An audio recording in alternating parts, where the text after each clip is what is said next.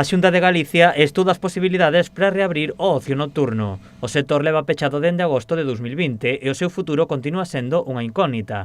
Para arroxar algo de luz, a Xunta traballa con Sanidade e o sector para a realización de probas piloto para comprobar as seguridades nos locais. Viniendo de donde venimos, que es la nada, todo lo que sea sumar siempre es positivo.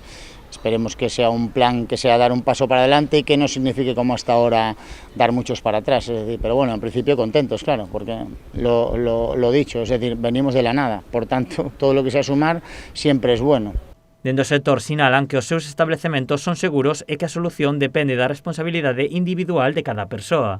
Consideran que poden ser parte da solución evitando os descontrois das festas privadas. Lo que nos proponen las juntas lo cumplimos a rajatabla, que es una distancia, un protocolo que es lo que nos exige tal, lo cumplimos y claro, es que esto tampoco te puedes decir que es culpa de la hostelería porque en verdad no es culpa de la hostelería. Pero si esa gente está sentada en la terraza hasta la hora en la que tienen que irse para casa, será más fácil de controlar eso. Sí, justo. Que acceder a un domicilio particular donde non hai ningún tipo de control e yo creo que así ganamos todos. Despois de máis dun ano sen case traballar, o sector está moi tocado.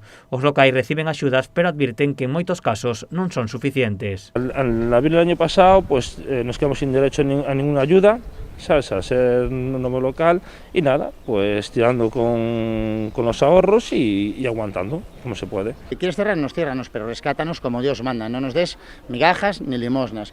O nos dejas trabajar ou nos rescatas. Os hostaleiros agardan que estas probas pilotos sexan o inicio da desescalada, que se tomen medidas con criterio e non dar pasos atrás. De nada sirve empezar hoy que dentro de 2 semanas me digas que hay que cerrar otra vez, porque los locales que llevan mucho tiempo cerrado pues piden mucho trabajo, poner todo en marcha, sacar a la gente de los ERTEs o contratar personal, es decir, esto no se hace de un día para otro. As esperanzas do sector están todas postas no verán. Firmaríamos todos poder trabajar como el verano pasado, salvo los de las discotecas que obviamente estuvieron cerrados y querrán retomar su actividad, sin más, sin duda.